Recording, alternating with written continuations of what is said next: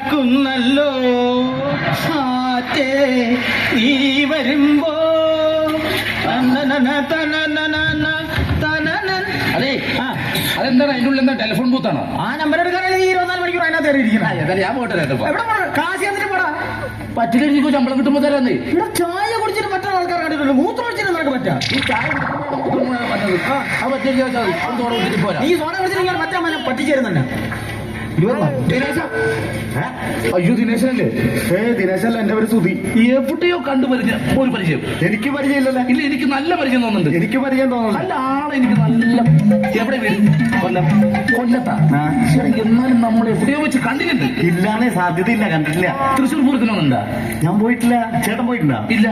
അപ്പൊ വേറെ രണ്ടുപേരും തമ്മിലായി കണ്ടേക്കണത്. അതിനകത്ത് എനിക്ക് തിരി പോയാൽ സംഭവം ബസ് പോയാണാവോ? ആ ചേട്ടാ, ഈ ബസ് ഗുരുവായൂർ പോകാൻ കിടക്കണം. അത് 6 മണിക്ക് പോകും. എന്റെ വണ്ടിയാ. ആണോ? അവിടെ എത്ര മണിക്ക് എത്തും? ഒരു 5 മണിയാകുമ്പോൾ എത്തും. വെളുപ്പിന് 5 മണിക്ക് എത്തും. ഉറപ്പായിട്ട് 5 മണിക്ക് എത്തും. ഉറപ്പായിട്ട് 5 ഞാൻ എത്തിക്കും. ഞാൻ സമാധാനം. ഒരു യാത്ര ഒഴിവായി. എന്താ ഒരു സഹായം ചെയ്യണേ? ഒരു പുഷ്പാഞ്ജലി രേവതി ഭരണി. രേവതി എന്ന് പറഞ്ഞ എന്റെ മകൾ, ഭരണി അവളുടെ നക്ഷത്രം. മറക്കരുത്. ചെയ്തേക്കണോ? എന്റെ യാത്ര ഒഴിവായി കിട്ടിയില്ലേ? ചെയ്തേക്കാം. എന്നാ നിന്റെ 3 മൂത്രത്തിന്റെ കാശി, ബാക്കി 5 ഉള്ളൂട്ടാ. പുതിയ സംഭവം കണ്ട ഞാൻ വളച്ചാല നിന്റെ ഈ സൈക്കിൾ ഡൈനാ പോലെയുള്ള മുഖം വെച്ചാണ് ആ വണ്ടിനെ വളയ്ക്കാൻ പോകുന്നത്. പിന്നെ 5 വളച്ച് കിട്ടി. പിന്നെ എന്ത് ചെയ്ത്? അതിന് ഒരു ടെക്നിക്ക് ഉണ്ട്. നമ്മളവിടെ ചെന്നിട്ടില്ലേ, ഗോപിനാഥൻ മക്കിന്റെ മുളല്ലെന്ന് ചോദിക്കും. അപ്പൊ പിന്നെ പറയും, അല്ല അയ്യോ അറിയാൻ വേണ്ട പറ്റൂട്ടോ, ആൾ അതുപോലെ ഇരിക്കുന്ന കുട്ടിക്ക് പരിചയം ഉണ്ടെന്ന് പറയും. ഞാൻ കുട്ടി നോക്കട്ടെ.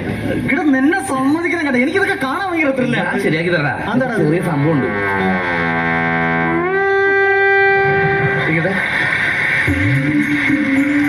ഗോപിനാഥൻ മക്കലിന്റെ മോളല്ലേ? അതെ. അല്ല, ഞാൻ ഉദ്ദേശിച്ചത് കലൂരുള്ള ഗോപിനാഥൻ മക്കലിന്റെ. പോയി ചേട്ടാ അറിയാമോ? ചേട്ടാ, എന്റെ അച്ഛനറിയോ? അല്ല, എനിക്കറിയില്ല. ഇവനെ പറഞ്ഞ ഗോപിനാഥൻ മക്കലിന്റെ മോള. ഏത് പെണ്ണെ കണ്ടാലും ഗോപിനാഥൻ മക്കലിന്റെ മോളാണെന്ന് ചോദിക്കും. മോളെ എങ്ങോട്ടാ? Railway station. തലവെക്കാനാ? അല്ല ചേട്ടാ, ഡൽഹിക്ക് പോവാ. മോള് ട്രെയിനിൽ കയറും. അങ്ങോട്ടൊന്നും പോകണ്ടട്ടാ. ചേട്ടൻ 6 മണി വരെ ഫ്രീയാ. നമ്മൾ ഇവിടുന്ന് ഓട്ടോ വിളിക്കുന്ന പാർക്കിലേക്ക് വന്നു. ചെറിയ രീതിയിലുള്ള സംസാരം. എന്നിട്ട് നേരെ അവിടെ നേരെ തിയേറ്ററിൽ കയറുന്നു. അവിടെ ഇച്ചിരി വലിയ രീതിയിലുള്ള സംസാരം. പിന്നെ ഒരു കുടിസ് മുറി എടുത്തിട്ട് 1 ഒറ്റം പറഞ്ഞിരിക്കും. വൈകിട്ട് 6 മണിക്ക് ഒരു ഷാർജ ട്രിപ്പ് കഴിച്ചിട്ട് വൈകിട്ട്. ഒരു മിനിറ്റ്.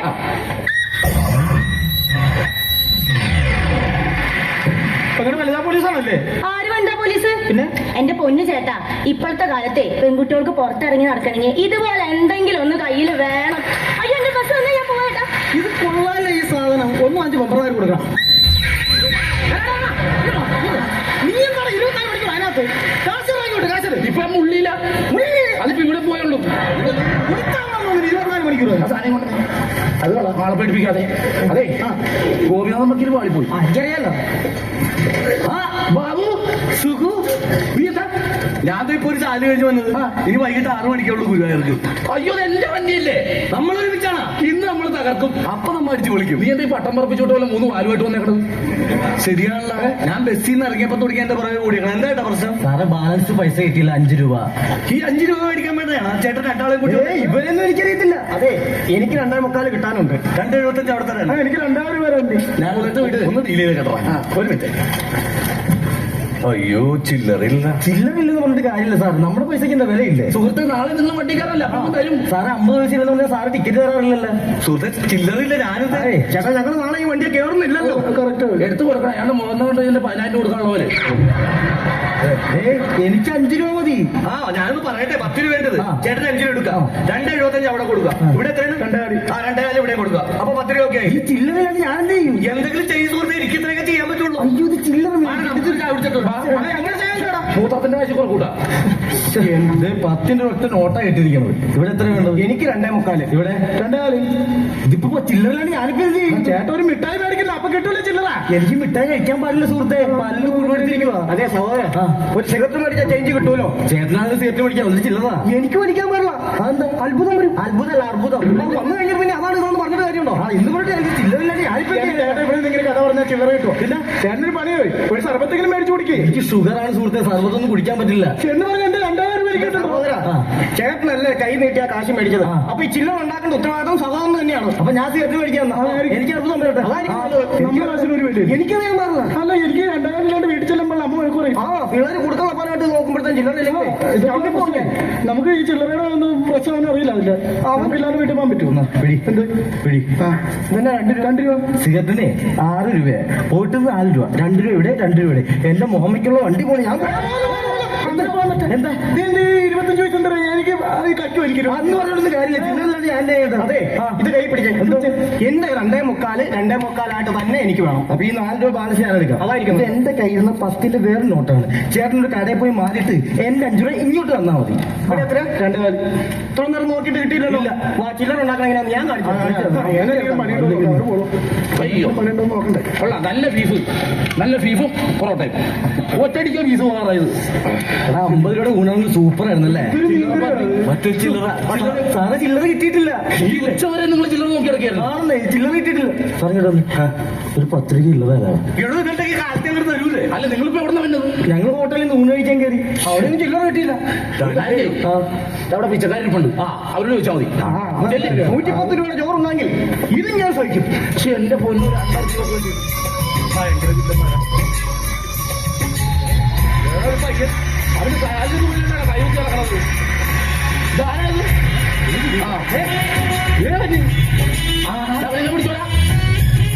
അതിലെന്താ പരിപാടി എന്താ സർക്കസാണ് സർക്കസാ പോലെ ആളായി 5 കുട്ടികൾ ആവേശത്തോടെ അച്ഛ എന്ന് വിളിക്കുന്ന സാധു കുടുംബത്തിലെ അംഗങ്ങളായ ഞാനും എന്റെ മകനും എന്റെ അച്ഛനും ചേർന്ന് നടത്തുന്ന കായിക അഭ്യാസ പ്രകടനങ്ങളിലേക്ക് ഏവർക്കും ഊഷ്മളമായ സ്വാഗതം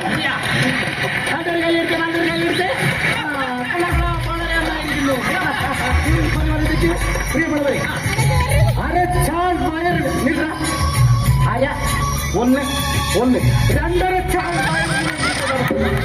ഈ സർക്കസ് എല്ലാവരും കണ്ട് നിങ്ങളെ കൊണ്ട്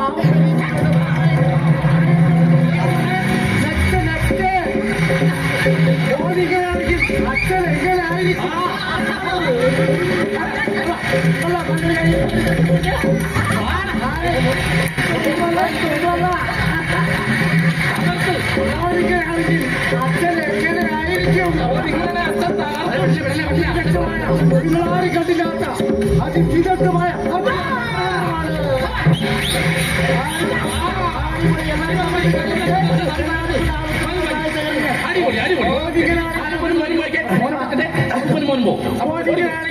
അച്ഛൻ എങ്ങനെയായിരിക്കും അതാണ് ഞങ്ങൾ കാണുന്നത് അച്ഛന്റെ കളി കണ്ടു ഇനി അച്ഛന്റെ പ്രകടനം അയ്യോ ഞങ്ങളെ കുറിച്ചൊന്നും അറിഞ്ഞുകൂടല്ലേ എന്റെ അപ്പൂപ്പനെ കുറിച്ച് അറിയാം ലോക പ്രശസ്തമായ ഫയർ എസ്കേപ്പ് നടത്തിയിട്ടുണ്ട് എന്റെ അപ്പൂപ്പൻ പിന്നെ വലിയൊരു വൈക്കോൽ കൂടിക്ക് അകത്ത് കയറിയിരുന്ന് വൈക്കോല് 1/2 മണിക്കൂറോളം കത്തിച്ച പിന്നെ അപ്പൂപ്പൻ കത്തിച്ചീര 1.5 മണിക്കൂർ പിന്നെ ഫയർഫോഴ്സും പോലീസുകാരും എല്ലാം കൊണ്ട് എന്തൊരു കയ്യടി പൊട്ടിച്ചിരിയായിരുന്നു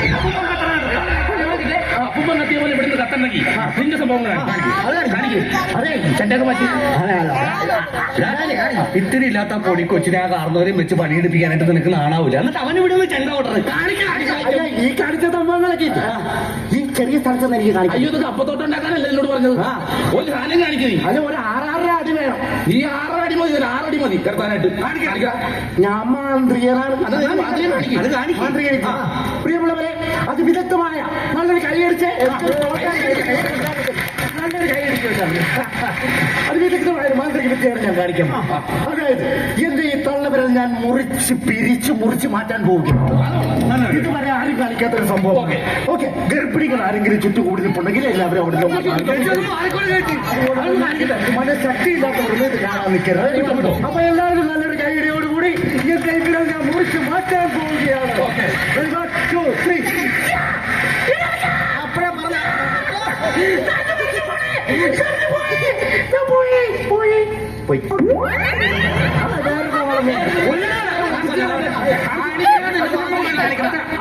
അടുത്തത് നല്ലോട്ട് നോക്കി ആമ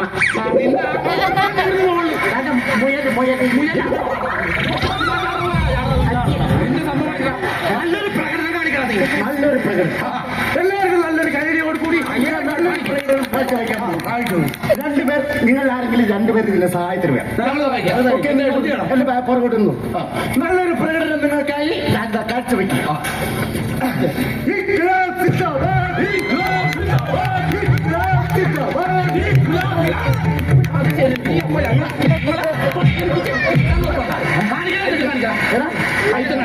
ഓക്കെ, ഇതുവരെ കാണിച്ചിട്ടില്ലാത്ത ഒരൈറ്റം.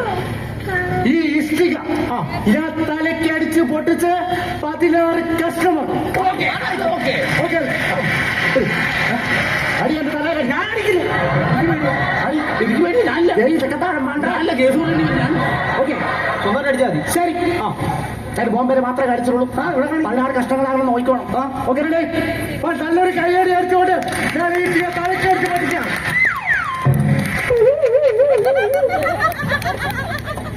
പൊട്ടിയില്ലടാ. ചേട്ടാ ചേട്ടാ, ജീവനുണ്ട്. വെള്ളമെല്ലാം കുടിക്കണോ? ആശുപത്രി പോണോ? പിന്നെന്താ വേണ്ടത്? എന്തെങ്കിലും പറവാകരുത്. അമ്മച്ചിയെ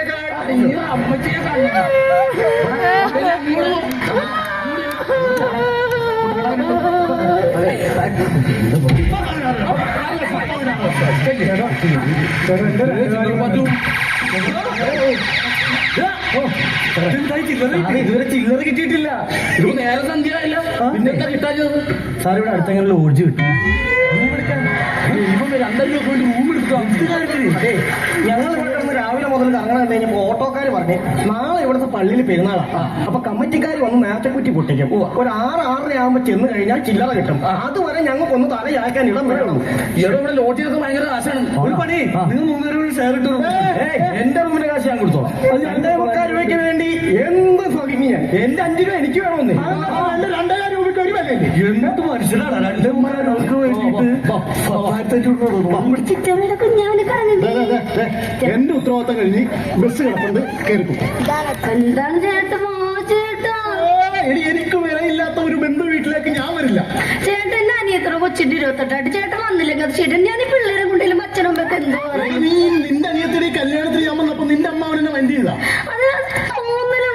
എന്റെ തോന്നലല്ല, കല്യാണത്തലേന്ന് വെളുപ്പിന് നിന്റെ അമ്മാവൻ ഒരു പാക്കറ്റ് ടെസ്റ്റ് പായസം എല്ലാവർക്കും കൊണ്ടേ കൊടുത്തു. എനിക്ക് മാത്രം ടെസ്റ്റ് പായസം. മൂത്ത മരുമകനായ ടെസ്റ്റ് പായസം കുടിക്കാൻ ഞാൻ യോഗ്യനല്ലേ? സുഹൃത്തെ, സ്റ്റാൻഡല്ലേ ഇവളുടെ വീട്ടിലെ മൂത്ത മരുമനാണ് ഞാൻ. അതുകൊണ്ട് ടെസ്റ്റ് പായസം കുടിക്കാൻ ഏറ്റവും യോഗ്യ ഞാനല്ലേ?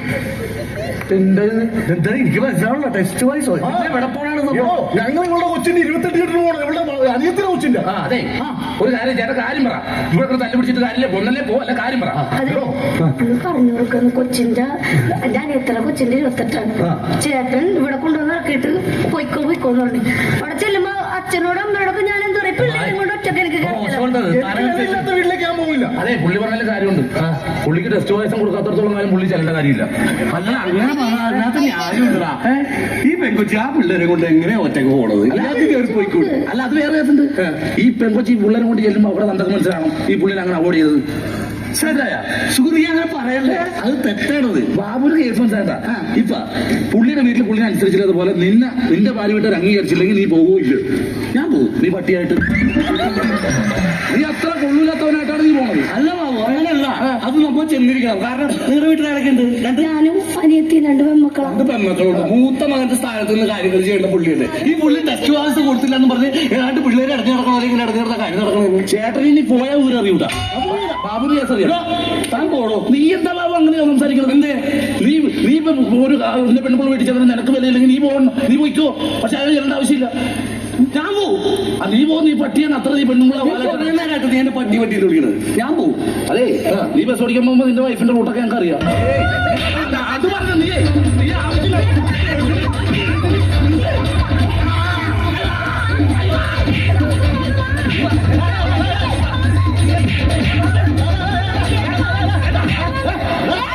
നിനക്ക് എന്താണ് കാണിക്കുന്നത്? എടാ, ഞങ്ങൾ 28 രൂപ പോകാതിരിക്കുക എന്താന്ന് വെച്ച് ചെയ്യണം. അതിന് നിങ്ങൾ തമ്മിൽ തമ്മിത്തരണം. എടി ആരെയും സമർപ്പിച്ച് പോവാ. എനിക്ക് ടെസ്റ്റ് പായസം കിട്ടിയ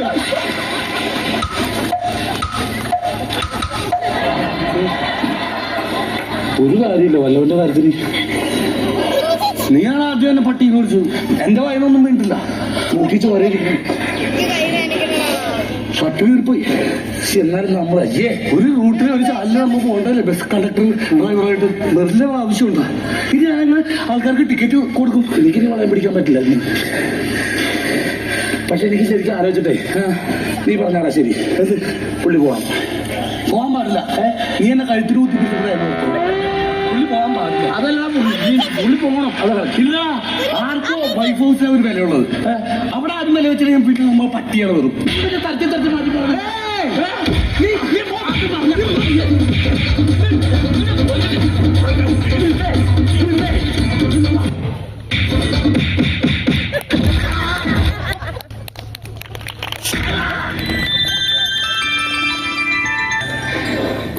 എന്താണ് ഇവിടെ ആ ആളുകളൊക്കെ ഒന്നും കാണുന്നില്ലല്ലോ. വണ്ടിയില്ലെന്നോ? എന്താ വണ്ടിയൊന്നും ഓടണില്ലേ ചേട്ടാ? എന്താ സംഭവം? സംഭവം പറഞ്ഞില്ലേ? ഇന്നലെ ഒരു 28ന്റെ കേസ് പറഞ്ഞ ഡ്രൈവറെ കണ്ടക്ടറെ അടിയായി പിടിയായി കുത്തായി അവസാനം 28 വെട്ട് കണ്ടക്ടർ ഡ്രൈവറെ വെട്ടി 3 കുത്ത് ഡ്രൈവറെ കിളിയെ കുത്തിയെന്ന് പറഞ്ഞത് ഭയങ്കര മിസ്റ്റേക്ക്. രണ്ടെണ്ണം ഇപ്പൊ ആശുപത്രി കിടക്കാൻ ഐസിയുല്. ഈ വണ്ടി എന്നല്ല ഹർത്താലാണ്. സംഭവം എന്നൊക്കെ മനസ്സിലായോ? അതുകൊണ്ട് നമ്മൾ ഇവിടെ ഇന്നാലുണ്ടല്ല നമുക്ക് സാക്ഷി പറയേണ്ടി ഒരു മനുഷ്യൻ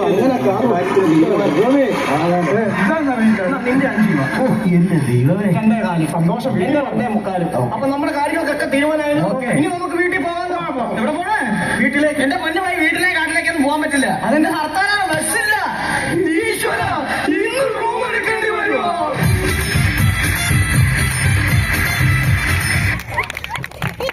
താങ്ക് യു.